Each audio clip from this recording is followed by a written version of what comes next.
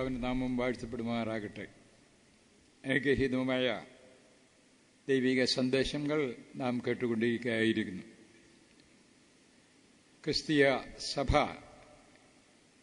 എങ്ങനെയാണ് ഉളവാകുന്നതെന്നും ആ സഭാംഗങ്ങളുടെ പദവികൾ ഏതെല്ലാം നിലയിലുള്ളതാണ് എന്നും കിട്ടിയ സമയം കൊണ്ട് പ്രിയ ദൈവദാസൻ വിശദീകരിക്കുകയുണ്ടായി. അതോടുകൂടെ തന്നെ മുന്തിരിത്തോട്ടത്തിൻ്റെ ഉടമസ്ഥനായ നമ്മുടെ കർത്താവിനെ സംബന്ധിച്ച് അവൻ്റെ വേലയുടെയും പ്രവർത്തനത്തിൻ്റെയും മാഹാത്മ്യത്തെ സംബന്ധിച്ചും നമുക്ക് കേൾക്കുവാനായിട്ട് കഴിഞ്ഞു. തുടർന്നുള്ള ആ സമയം ചുരുക്കമായി ദൈവജനത്തിൻ്റെ ഇന്നത്തെ ആവശ്യത്തെ സംബന്ധിച്ചും പാപികളായ മനുഷ്യർ രക്ഷിക്കപ്പെടേണ്ടതിൻ്റെ ആവശ്യത്തെ സംബന്ധിച്ചും അനുസ്മരിപ്പിക്കുവാൻ കൂടെയാണ് ഞാൻ താൽപ്പര്യപ്പെടുന്നത്. എന്നാൽ അദ്ദേഹം പറഞ്ഞതിലുള്ള ബന്ധത്തിൽ ഒരു വാചകം പറയുവാൻ എനിക്ക് താൽപ്പര്യം തോന്നി. മറുരൂപം നിലയിൽ നമ്മുടെ കർത്താവും രൂപാന്തരപ്പെട്ട സമയത്ത് പത്രോസും യോഹന്നാനും അവര് ആ സ്ഥലത്തുണ്ടായിരുന്നു.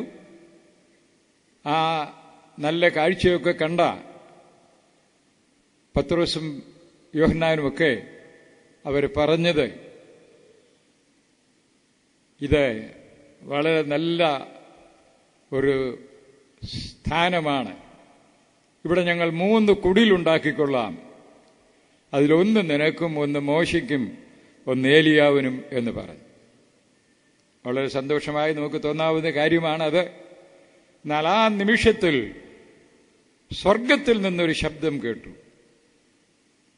ഇവൻ എന്റെ പ്രിയപുത്രൻ, ഇവന് ചെവി കൊടുപ്പീൻ എന്ന്. പത്രോസ് പറഞ്ഞത്, ഒരു കുടിൽ നിനക്കും, ഒരു കുടിൽ മോശിക്കുമെന്ന് ഏലിയാവിനും. എന്നാൽ സ്വർഗം തന്റെ വിലയേറിയ പുത്രനെ അവരോട് സമനാക്കുവാൻ ആഗ്രഹിക്കുന്നില്ല.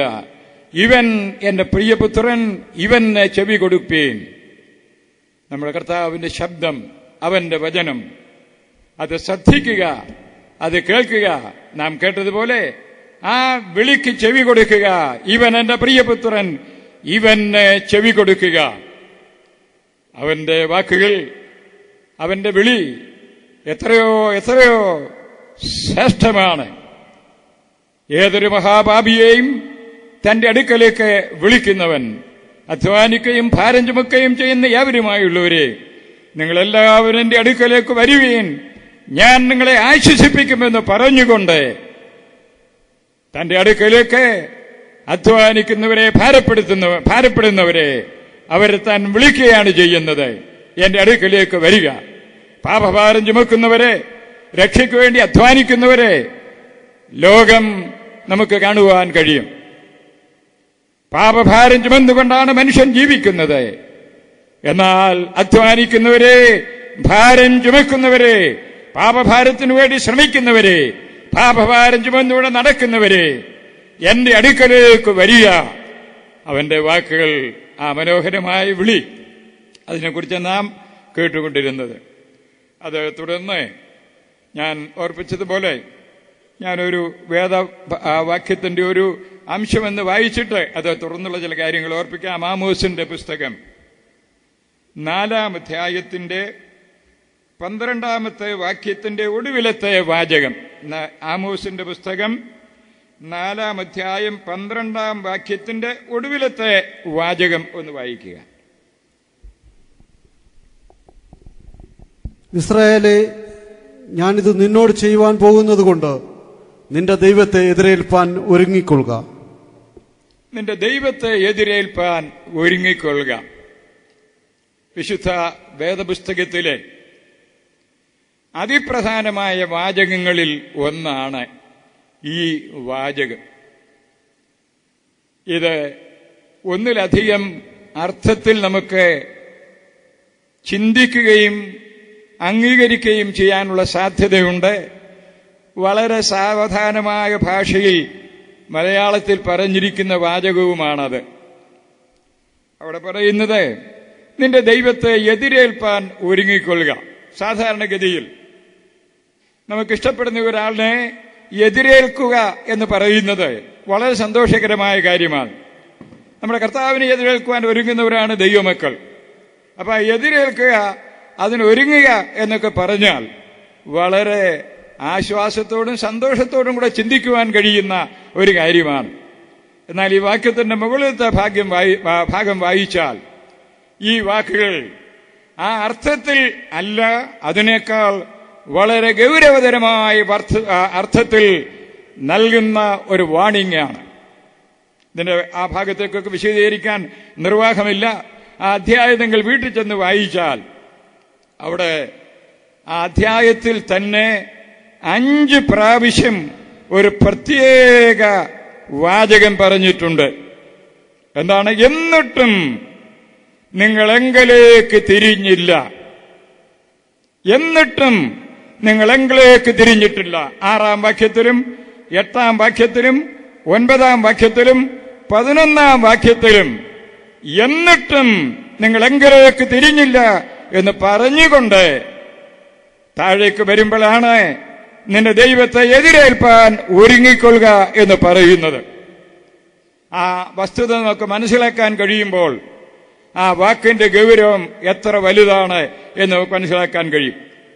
അവിടെ ആ പറയുന്ന വാക്കിന് തന്നെ എന്നിട്ടും നിങ്ങൾ എങ്കിലേക്ക് തിരിഞ്ഞു വന്നില്ല എന്ന് പറയുന്ന വാക്കിന് തന്നെ അത് ഇംഗ്ലീഷിൽ പറയുമ്പോൾ you have not returned unto me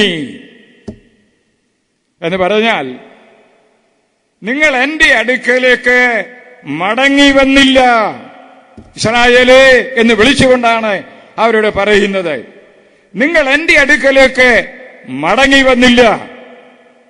5 സ്ഥലത്ത് അവിടെ പറയുമ്പോൾ എന്നിട്ടും ഇതൊക്കെ സംഭവിച്ചിട്ടും ഈ നിലയിൽ ഞാൻ നിങ്ങളോട് ഏർപ്പെട്ടിട്ടും നിങ്ങൾക്ക് ന്യായവിധിയുടെ നടുവിൽ കൂടെ പോകേണ്ടി വന്നിട്ടും നിങ്ങൾ എങ്കിലേക്ക് തിരിഞ്ഞില്ല.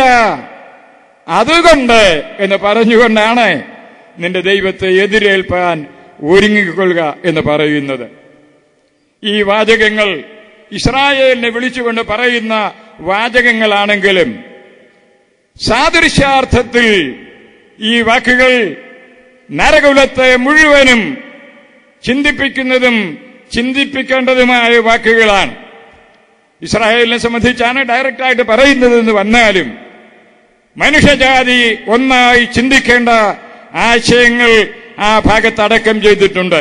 സാദൃശ്യാർത്ഥത്തിൽ അത് ലോകജാതികളെ മൊത്തത്തിലും ഇസ്രായേൽ ജാതിയെ പ്രത്യേകമായും, അത് മാത്രമല്ല നാം ചിന്തിക്കുകയും പഠിക്കുകയും ചെയ്താൽ പുതിയ നിയമത്തിന്റെ വെളിച്ചത്തിൽ ഇതാഗോള ക്രൈസ്തവ ലോകത്തെ മൊത്തമായും, അതുമാത്രമല്ല 4ാമതായി വിശ്വാസഗോളത്തെയും ക്രിസ്തീയ വിശ്വാസികളെന്ന് വിളിപ്പിക്കുന്നവരെയും വിളിക്കപ്പെടുന്നവരെയും ഒരുപോലെ ചിന്തിപ്പിക്കത്തക്കവണ്ണം, ഒരുപോലെ അവർക്ക് ഉത്തരവാദിത്വ ബോധം നൽകത്തക്കവണ്ണം അവർ ചിന്തിക്കുവാൻ, തങ്ങളുടെ നിലയെക്കുറിച്ച് ആലോചിക്കുവാൻ, തങ്ങൾ എവിടെയെന്ന് ചിന്തിക്കുവാൻ തക്കവണ്ണം വാസ്തവമായി ചിന്തിപ്പിക്കുന്ന അതിപ്രധാനമായ ഗൗരവമേറിയ ഒരു വാക്കാണ്.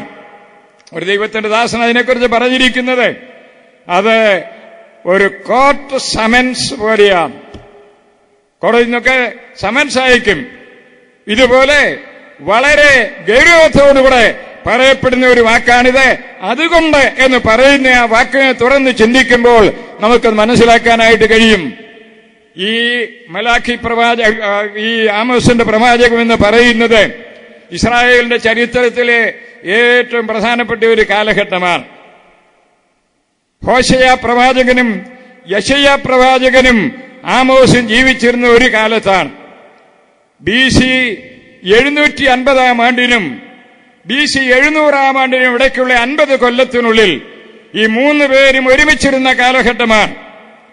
ആ 3 പേരും വാസ്തവത്തിൽ പറയുന്ന കാര്യങ്ങൾ നാം ചിന്തിക്കുമ്പോൾ ഈ വാക്ക് വാസ്തവത്തിൽ എത്രമാത്രം താല്പര്യത്തോടുകൂടെയും ഉദ്ദേശത്തോടുകൂടെയുമാണ് പ്രവാചകൻ മുഖാന്തരം ദൈവം അരുളി ചെയ്തിരിക്കുന്നത് എന്ന് നമുക്ക് ഓർക്കുവാനായിട്ട് കഴിയും.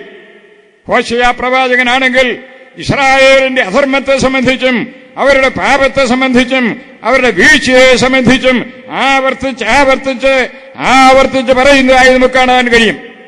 വേദപുസ്തക പ്രവചനങ്ങളിലെ ഏറ്റവും വേദനാജനകമായ വാക്കുകളും സംഭവങ്ങളും വിവരിക്കുന്ന ഒരു പുസ്തകമാണ് ഹോശേയ പ്രവാചകന്റെ പുസ്തകം. അതുപോലെ തന്നെ ആമോസ് പ്രവാചകന്റെ പുസ്തകവും ഇസ്രായേലിന്റെ ചരിത്രത്തിലെ അനേക താഴ്ചകളെയും വീഴ്ചകളെയും ഓർപ്പിക്കുന്ന പുസ്തകങ്ങളാണ്. ഈ രണ്ട് പുസ്തകങ്ങൾ ചിന്തിക്കുന്നത് പോലെ തന്നെ യെശയ്യാ പ്രവാചകന്റെ കാലത്തെ നാം ചിന്തിക്കുമ്പോൾ നമുക്ക് മനസ്സിലാക്കുവാൻ കഴിയുന്ന ഒരു കാര്യം, കാള തന്റെ ഉടയവനെയും കഴുത തന്റെ യജമാന്റെ പുൽത്തൊട്ടിയെയും അറിയുന്നു, എന്റെ ജനമോ എന്നെ അറിയുന്നില്ല എന്ന് പറയത്തക്കവണ്ണം ഇസ്രായേൽ ദൈവത്തെ വിട്ട് ദൈവത്തെ മറന്ന് മാറിപ്പോയ കാലഘട്ടമാണ്. യെരമ്യാ പ്രവാചകനോ നമ്മൾ പലപ്പോഴും വായിക്കാറുണ്ട്. അവിടെ പറയുമ്പോൾ പെരിഞ്ഞാറയും മീവൽ പക്ഷിയും മടങ്ങി വരേണ്ട കാലം അറിയുന്നു, എന്റെ ജനമോ അറിയുന്നില്ല. പ്രവാചകന്മാർ എത്ര വ്യസനത്തോടുകൂടെയാണ് ഇസ്രായേൽ ജാതിയുടെ ആ കാലത്തെ അവസ്ഥയെക്കുറിച്ച് പറയുന്നത്.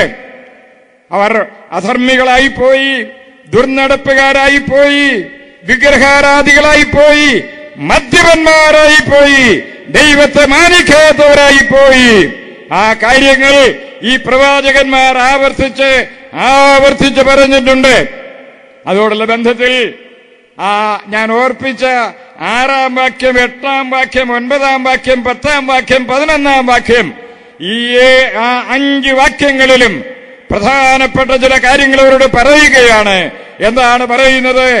നിങ്ങളുടെ പല്ല് വെടിപ്പാകത്തക്കവണ്ണം, നിങ്ങൾക്ക് ഭാഷിപ്പാൻ ആഹാരമില്ലാത്തവണ്ണം ക്ഷാമകാലം കൊണ്ട് ഞാൻ നിങ്ങളെ സന്ദർശിച്ചു. ഇസ്രായേലേ, ദൈവത്തിന്റെ ജനമായ ഇസ്രായേലേ, അബ്രഹാമിന്റെയും ഇസ്ഹാക്കിന്റെയും യാക്കോബിന്റെയും സന്തതിയെ, ഞാൻ നിങ്ങളെ സ്നേഹിച്ചു, നിങ്ങളുടെ പിതാവിനെ സ്നേഹിച്ചു. എന്നാൽ ഇസ്രായേൽ ജാതിയെ, നിങ്ങൾക്ക് ശിക്ഷാകാലങ്ങൾ വരേണ്ടി വന്നു.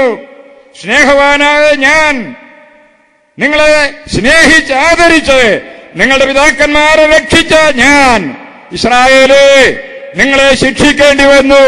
നിങ്ങളുടെ പല്ലിന് വാസ്തവത്തിൽ ക്ലീൻ ചെയ്യേണ്ട ആവശ്യമില്ലാതെ വണ്ണം നിങ്ങൾക്ക് ഭക്ഷിപ്പാൻ ആഹാരമില്ലാത്ത ക്ഷാമകാലങ്ങൾ ഞാൻ നിങ്ങൾക്ക് വരുത്തി. എന്നിട്ടും വളരെ വളരെ ചിന്തിക്കേണ്ട വാക്കുകളാണ്. നമുക്ക് വിശദീകരിപ്പാൻ നിർവാഹമില്ലല്ലോ. ദൈവത്തിന്റെ ഏർപ്പാടുകൾ, ദൈവത്തിന്റെ ശിക്ഷാക്രമങ്ങൾ, ബാലശിക്ഷാക്രമങ്ങൾ, അതുപോലെ തന്നെ അതാത് സമയത്ത് ആവശ്യമുള്ള ശിക്ഷാക്രമങ്ങൾ ദൈവം ലോകത്തിന് കൊടുക്കാറുണ്ട്.